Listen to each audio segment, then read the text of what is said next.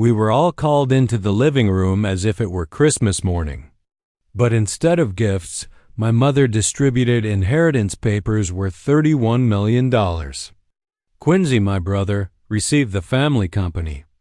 Bridget, my sister, was given the lakefront estate. Even Dustin, my younger brother, was handed 3 luxury vehicles. Then my mother turned to me, and the words she spoke shattered everything I had believed about my life for the past 32 years. My name is Roland, and I need to share what happened that day because it changed everything. The people in that room weren't strangers. These were the faces I had seen every morning at breakfast for decades. My mother, Patricia, wore her usual pearls with that navy dress she reserved for special occasions. My father, Gordon, adjusted his glasses the way he always did when he was anxious. Quincy, my older brother, was already checking stock prices on his phone, even during family gatherings. Bridget, my sister, sat perfectly composed with her husband Thomas beside her, while Dustin, for once, wasn't making jokes. We had been summoned to this meeting 3 weeks earlier. Patricia had said, in that tone that left no room for argument, "Clear your schedules. March 5th, 10th, 2 p.m. sharp. Your father and I have important family matters to discuss." I had driven up from Milwaukee that morning, leaving my veterinary practice in the hands of my capable staff.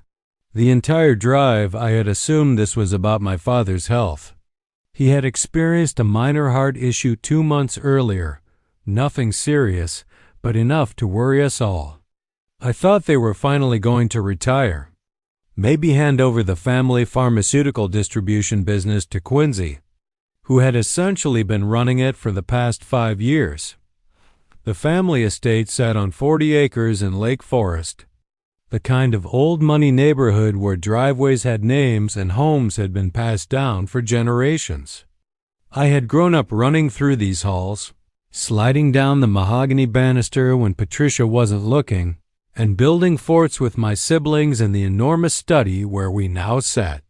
"My children," my mother began, and I still remember how the afternoon light glinted off her pearl necklace as she stood behind my father's chair, her hands resting on the leather as if she were posing for a portrait. "Your father's recent health scare has made us realize it's time to secure the family legacy. We've spent a great deal of time with our attorneys to ensure everything is properly arranged." She moved around the desk with surprising agility for a woman in her 70s, handing out leather portfolios one by one. The Thornfield family crest was embossed on each in gold. Quincy received his first, of course, then Bridget, then Dustin. When she reached me, she hesitated for just a moment, and something flickered in her eyes. I thought it was emotion about dividing the family assets. I was wrong. I watched Quincy open his portfolio first. His eyes widened, and he let out a soft whistle. "Mom, Dad, this is incredibly generous," he said, scanning the documents. "The entire company? Are you sure?" Bridget gasped when she opened hers. "The Lake Forest house. But you love this place." "We're keeping the condo in Florida," Gordon said, speaking for the first time since we had sat down. "At our age, the winters here are getting harder." Dustin kept flipping through the pages in disbelief. 3 cars, the Bentley, the Ferrari, and the vintage Mustang. He looked up at our parents. "But Dad, you restored that Mustang yourself." "Time to pass things on to the next generation," Gordon said, but he wasn't looking at any of us. His eyes were fixed on a spot on the wall somewhere behind my head. I opened my portfolio. Inside was a single sheet of paper, a cashier's check for $50,000, and a brief note typed on family letterhead, "For your years with our family." The room fell completely silent. I could hear the grandfather clock ticking in the hallway, the same clock that had chimed every hour of my childhood. I read the note 3 times, certain I was missing something. I flipped through the portfolio, searching for the other documents, the real inheritance, the explanation that would make sense of this. "I don't understand," I said. my voice sounding strange, as if it belonged to someone else. "Is there another portfolio? Did someone at the lawyer's office make a mistake?" Patricia's face transformed into something I had never seen before. In 32 years of calling this woman Mom, of watching her host charity galas and garden club meetings, of seeing her handle every social situation with practiced grace, I had never seen this expression. It was cold, clinical, as if she were delivering a diagnosis to a patient she would never see again. "Roland," she said, and even the way she said my name was different, stripped of the warmth I had always heard. "There's something we should have told you years ago, something we thought would be kinder to keep from you. But given the circumstances, you need to know the truth." My siblings were all staring at me now. Quincy had set down his portfolio. Bridget's hand had found Thomas's arm. Dustin looked like he wanted to disappear into his chair. "You were adopted when you were 3 months old," Patricia continued, each word deliberate and measured. "Your birth mother was a teenage girl who couldn't keep you. We took you in through a private adoption agency. We gave you everything our biological children had, the best schools, the same opportunities, the same advantages. But legally, the Thornfield Family Trust is very specific. It states that only blood relatives can inherit the family assets." The grandfather clock chimed 3 times, marking the hour and the exact moment my entire understanding of who I was shattered into pieces. I had thought I had the perfect American dream family.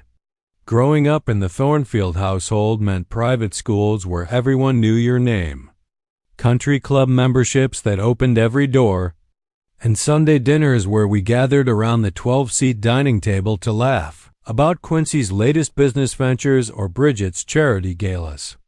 I was Roland Thornfield, the middle child who chose to become a veterinarian instead of joining the family's pharmaceutical distribution empire.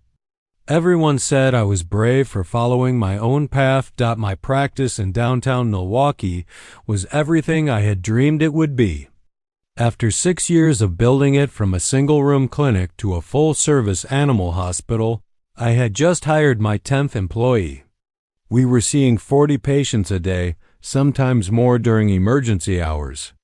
The local newspaper had run a feature about us titled "The Vet Who Never Says No," because I had developed a reputation for treating animals regardless of their owner's ability to pay. My office manager, Sandra, always shook her head at my soft heart, but she smiled when she said it. "You're too good for this world, Dr. Thornfield," she would tell me as I stayed late to monitor a rescue dog's recovery or came in on Sundays to check on surgical patients. "Your parents raised you right."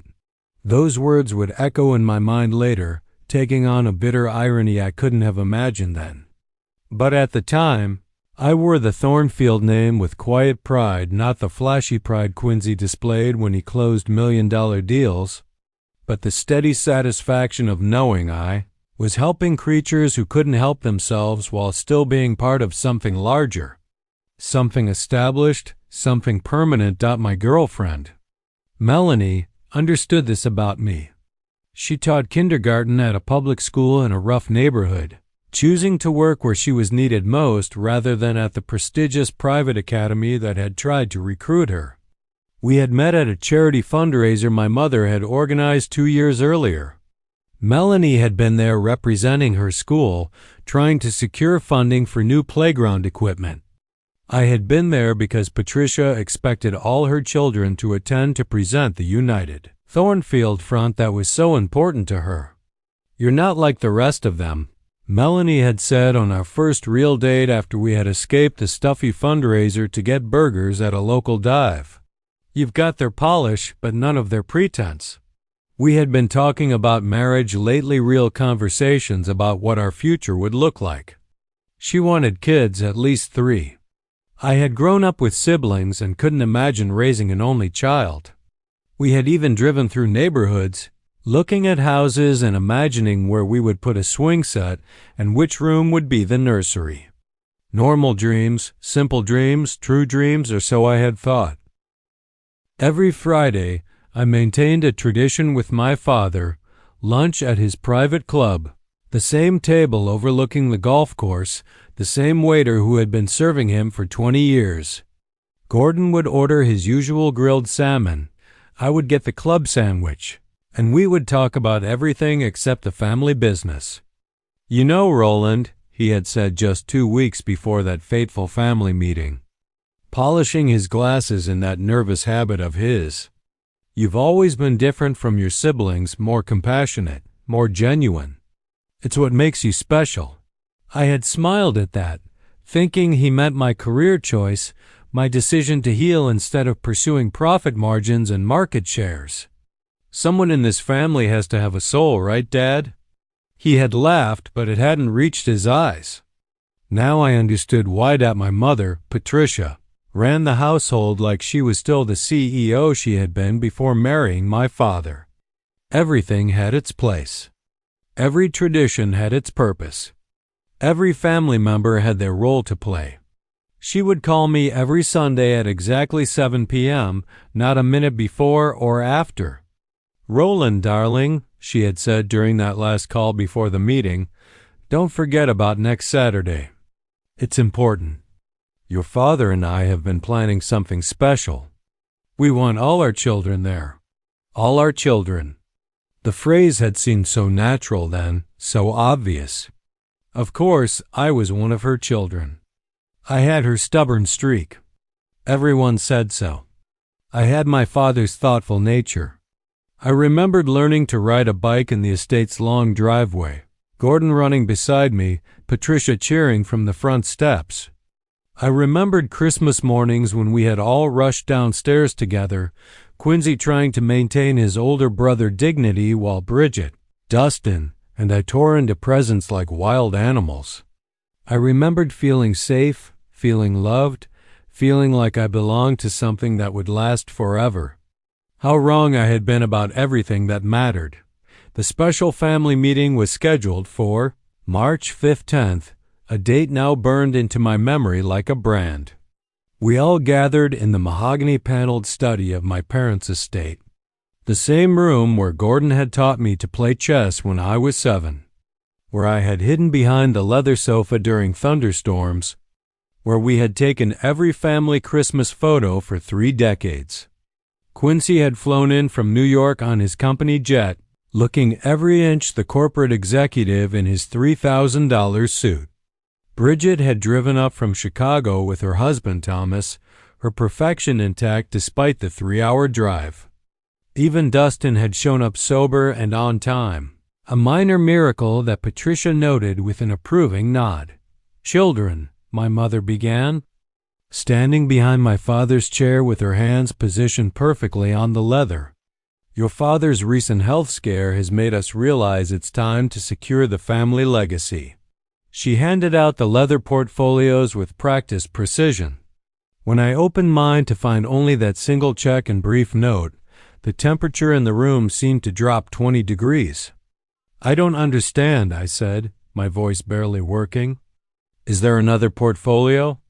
Did someone at the lawyer's office make a mistake?" Patricia's transformation was instant and complete.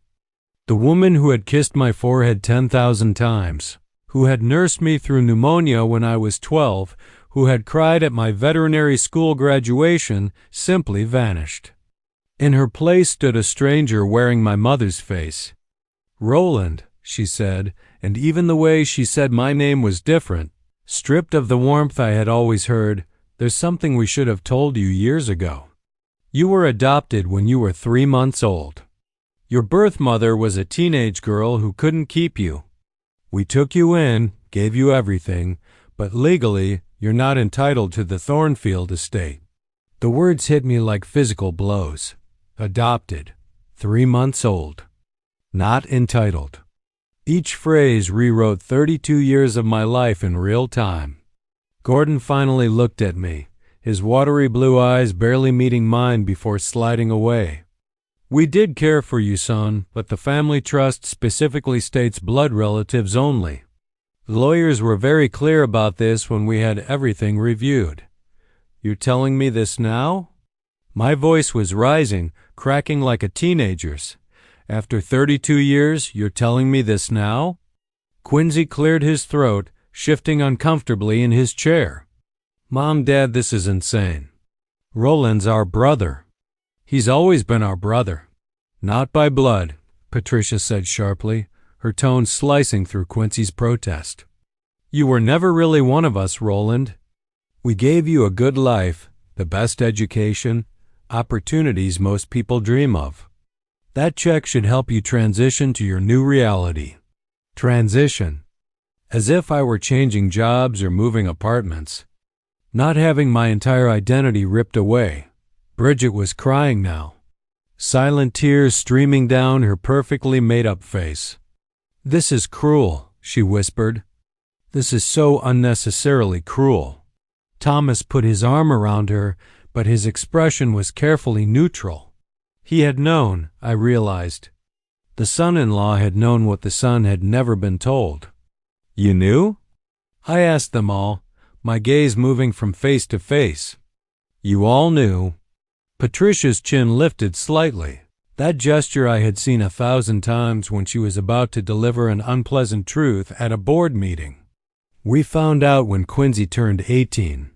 The lawyers insisted he know as the eldest and eventual heir to the company. We told Bridget when she got engaged to Thomas for legal reasons regarding her trust fund.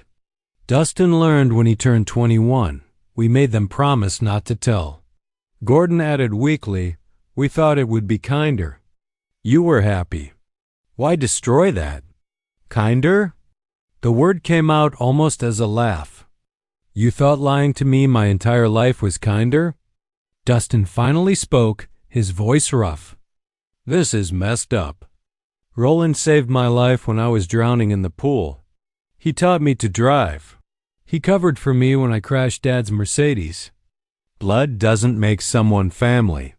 The law disagrees, Patricia said coolly. And $50,000 is more than generous considering we had no legal obligation to give you anything at all. I stood there, my hands shaking, watching my entire past rewrite itself. Every family vacation where I had wondered why I looked different in the photos.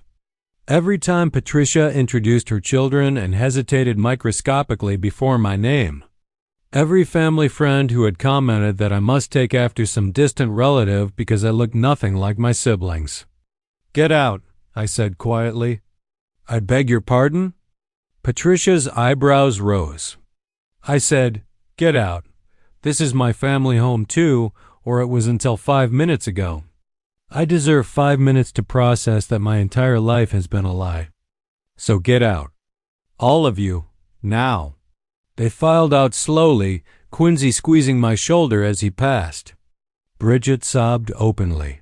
Dustin muttered curses under his breath. Gordon paused at the door. We did love you, he said quietly. That was never a lie. I didn't respond. I couldn't. I stood alone in that study, surrounded by portraits of Thornfield ancestors who weren't my ancestors, success stories that weren't my legacy. A family tree I had just been pruned from with surgical precision. I left that house without saying goodbye, walking past the portraits of Thornfield ancestors in the hallway, past the marks on the kitchen doorframe where Patricia had measured our heights every birthday, past the piano where I had learned to play Chopin badly. My car knew the way home to Milwaukee, which was good because I couldn't see through the tears that finally came, violent and unstoppable. Somewhere around the county line, Melanie was grading papers when I walked into our apartment. She took one look at my face and dropped her red pen. Roland, what happened? Is it your dad? Did something happen to Gordon? They're not my parents, I said, the words feeling foreign in my mouth. I'm adopted. They've known my whole life. My siblings have known for years. Everyone knew except me. She held me as I sobbed that night, the kind of crying that comes from your soul being ripped apart, the kind that leaves you empty and hollow when it's done. You're still you, she whispered into my ear as we lay tangled on our bed. You're still the man who saves animals. who volunteers at the shelter every Saturday, who makes me laugh every morning. They didn't give you that. That's all you. But who am I? I asked the ceiling at 3 a.m., if I'm not Roland Thornfield, who the hell am I? You're the man I love, Melanie said firmly. Everything else is just details. The next morning, rage replaced grief. It came on suddenly while I was making coffee, looking at my veterinary school diploma hanging on the wall. Roland Thornfield, Doctor of Veterinary Medicine. Even my education was stamped with their name, their lie. If the Thornfields could hide this from me for 32 years, what else were they hiding? Who were my biological parents? Why did they give me up? Did they ever think about me? Were they alive? Did I have other siblings, somewhere real ones, who shared my DNA and maybe my stubborn chin or my weird ability to memorize phone numbers? I need to find them, I told Melanie over breakfast. My birth parents. I need to know who I really am. She reached across our small kitchen table and took my hand. Then we'll find them. Whatever it takes. I found Chester Pike through the most unlikely source. Mrs. Kowalski, whose diabetic cat I had been treating for 2 years. She mentioned her brother had been missing for 30 years, until a private investigator named Chester Pike found him living in Portland under a different name.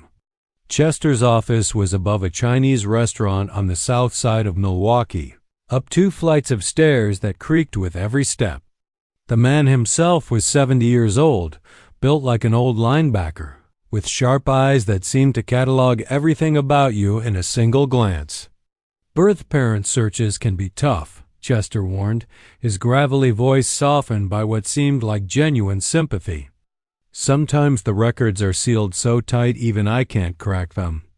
Sometimes the people you find don't want to be found. Sometimes the truth hurts more than not knowing. I need to know, I told him, placing his retainer fee on his cluttered desk. My biological parents could be anyone. They could be nobody. They could be dead. But they're my truth, and I have a right to that truth. Chester studied me for a long moment, then pocketed the cash. $200 a day, plus expenses. I'll need everything you know, which probably isn't much, and access to any family records you can get your hands on. I have nothing, I said. They told me 3 days ago. Said my birth mother was a teenage girl who couldn't keep me. But that could be another lie. Adopted when? When I was 3 months old, December 1992, so I would have been born in September. Chester made notes in a battered notebook. Private adoption. They said they used a private agency. Those are actually easier sometimes. Private agencies mean lawyers, and lawyers mean paper trails. Your adoptive parents used local counsel Jerome Blackstone in Philadelphia. He handled all their legal work back then. Chester's eyebrows rose. Blackstone. He's still practicing, though he must be pushing 80. That's our starting point. I'll drive out there tomorrow. I'm coming with you, I said. That's not how I usually work, he replied. I don't care how you usually work. They stole 32 years of truth from me. I'm not sitting on the sidelines for this. Chester looked at me again with those cataloging eyes, then nodded slowly. Fine, but you follow my lead, and if I tell you to wait in the car, you wait. Some people don't like their past being dug up, and they can get unfriendly about it. We shook hands, his grip firm and reassuring.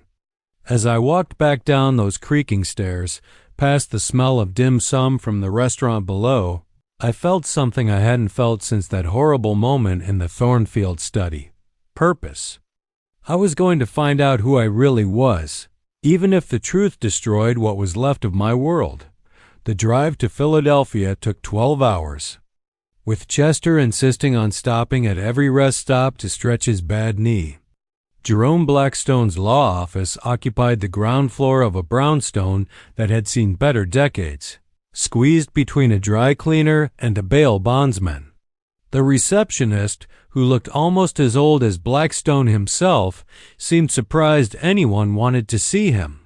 "He doesn't take new clients anymore," she said, peering at us over reading glasses held together with tape. "We're not clients," Chester said, sliding his investigator's license across her desk. "We're here about an adoption he handled in 1992. Blackstone was 80 if he was a day, thin as paper, with age spots covering hands that shook slightly as he reviewed Chester's credentials.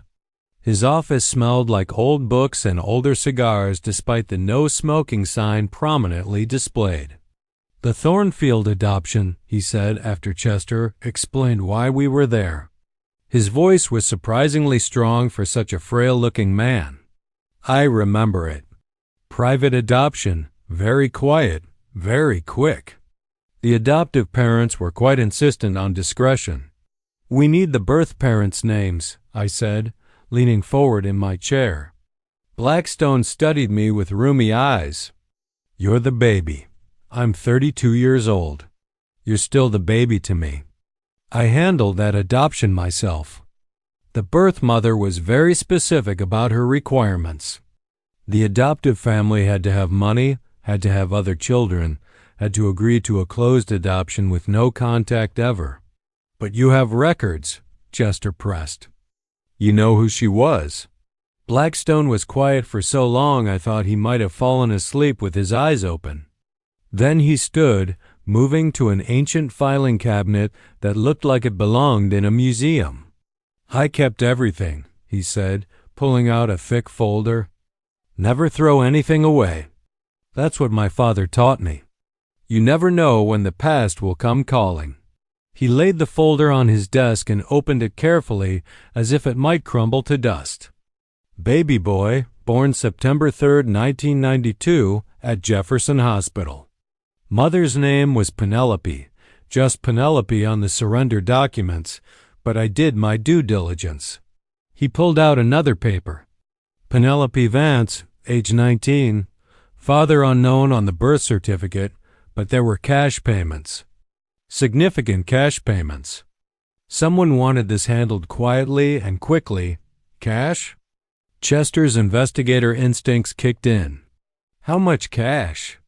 $50,000 in 1992, enough to cover all expenses and then some. The bills were sequential, which always struck me as odd. Like they came straight from a bank withdrawal, not someone's savings. "Do you have an address for Penelope Vance?" I asked, my heart hammering. I have what I had then. She listed a Philadelphia address, but she was only there for 3 months after the birth. Then she vanished. The Christmas card I sent that year came back marked, "No longer at this address." Chester was taking photos of every document with his phone. "Mind if we take copies?" "Take the whole file," Blackstone said, pushing it toward us. "I'm retiring next month, shutting down the practice. Consider it completing the circle." 2 weeks later, my phone rang while I was in the middle of surgery, removing a tumor from a golden retriever. My assistant held it up so I could see Chester's name on the screen. "Tell him I'll call him back," I said, focusing on the delicate work. "He says it's urgent," she replied. "He says you need to hear this now." I had her put it on speaker, my hand still working steadily despite the adrenaline suddenly coursing through me. "Chester, I'm in surgery." "What is it?" "Roland, you need to sit down." I'm literally holding a scalpel. "What did you find?" "I found your birth mother, Penelope Vance. She died 5 years ago from breast cancer, but Roland, she left something. A letter with a law firm in New York to be given to you if you ever came looking." My hands paused for just a second. "What does it say?" "Your biological father, Roland. Your father is Mitchell Cray." The forceps slipped from my hand, clattering on the surgical tray. My assistant looked at me with alarm, but I couldn't speak. The name echoed in my head like a bell tolling. Mitchell Cray. The Mitchell Cray who owned Cray Industries, one of the biggest logistics and shipping companies in America. The billionaire whose face graced Forbes magazine every year. The man whose eldest son, Mitchell Jr., had just announced his run for Senate, whose family was American royalty in everything but name. Chester kept talking through the speaker, his voice filling the surgical suite. The letter explains everything. Penelope was 19, working as an intern at his company. They had an affair. When she got pregnant, he paid her to disappear, to give you up, but she kept track of where you went. She knew the Thornfields had you. Does he know about me? I managed to ask, my professionalism somehow keeping my hand steady as I resumed the surgery. That's the thing, Roland. According to Penelope's letter, he does. He's always known. And get this, Thornfield Pharmaceuticals' biggest distribution contract, it's with Cray Industries. Has been for 20 years, the same year you turned 12. When you'd have started asking real questions about family resemblance, the meeting with Mitchell Cray was set for the following Tuesday at his corporate headquarters in Chicago, a glass and steel tower that scraped the clouds. I sat across from him in his top-floor office, the city sprawling beneath us like a kingdom, and saw my own face reflected back at me 30 years into the future. Same green eyes, same stubborn chin, same way of drumming fingers on the desk when thinking. Your mother was special, he said quietly, his voice carrying a weight of old regret. I was 28, married, running the company my father built, and completely stupid. When Penelope told me about you, I panicked. I thought money could make it disappear, make it clean, make it like it never happened.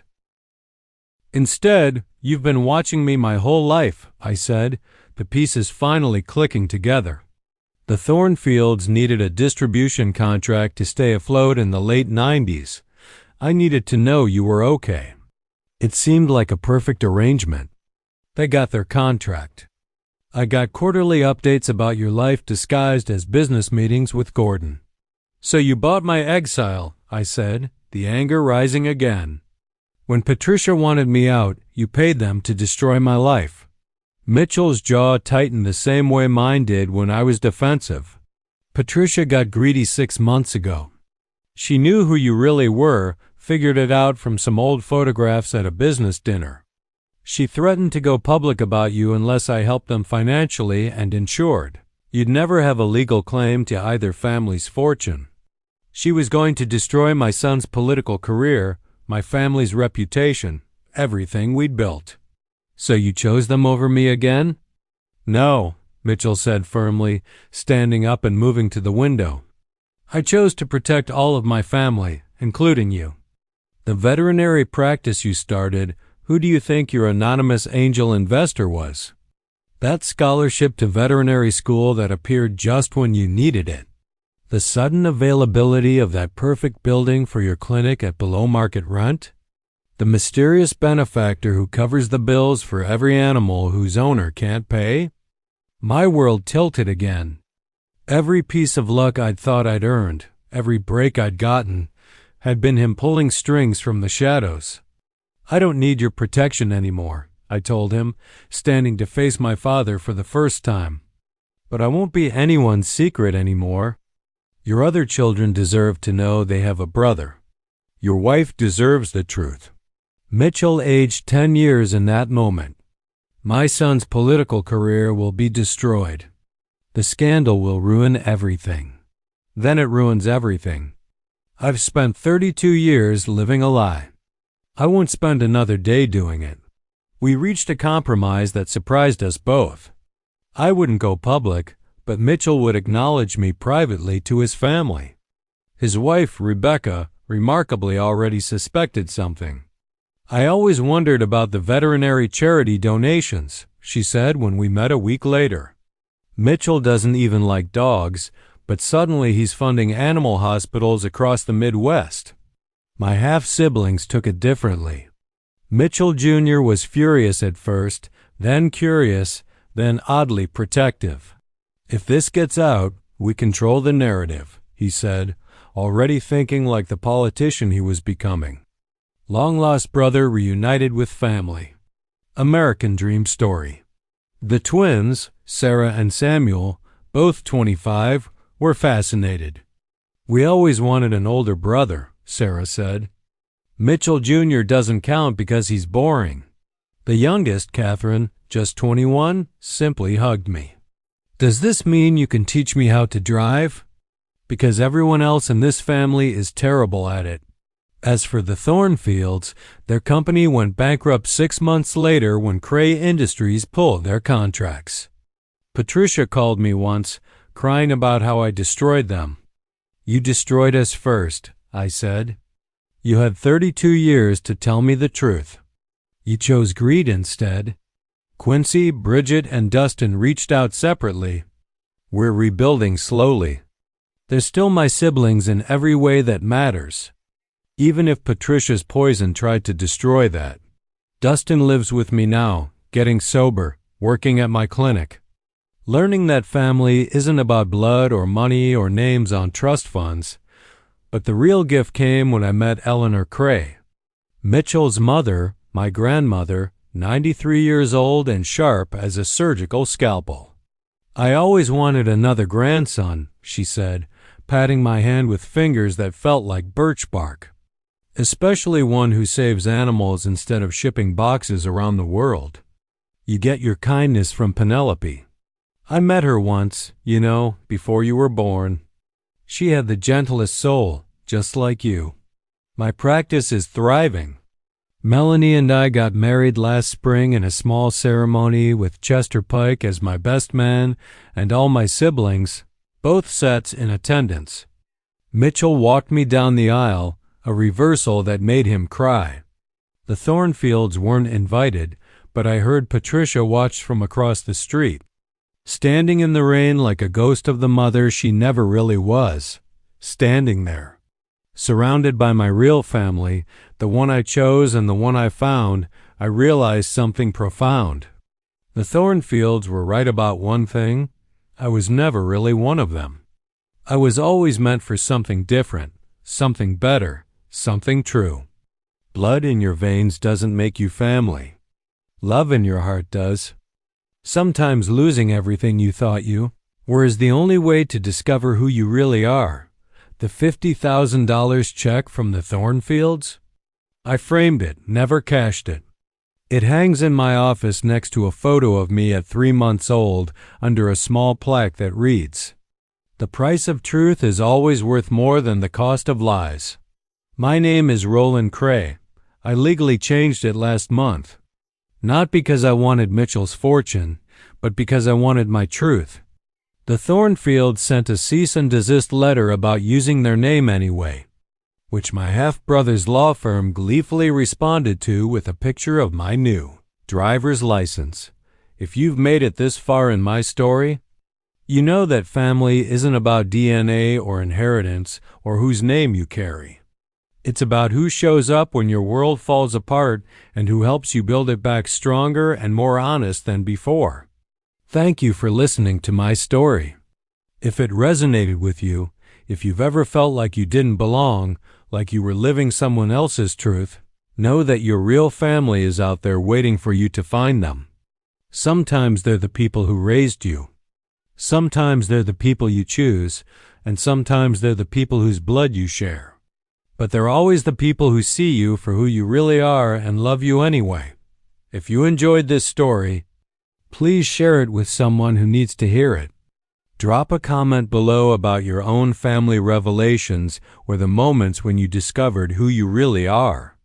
And don't forget to subscribe for more true stories that remind us all that life's biggest surprises often lead to our greatest transformations.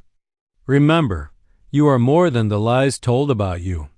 You are more than the secrets kept from you. You are exactly who you're meant to be.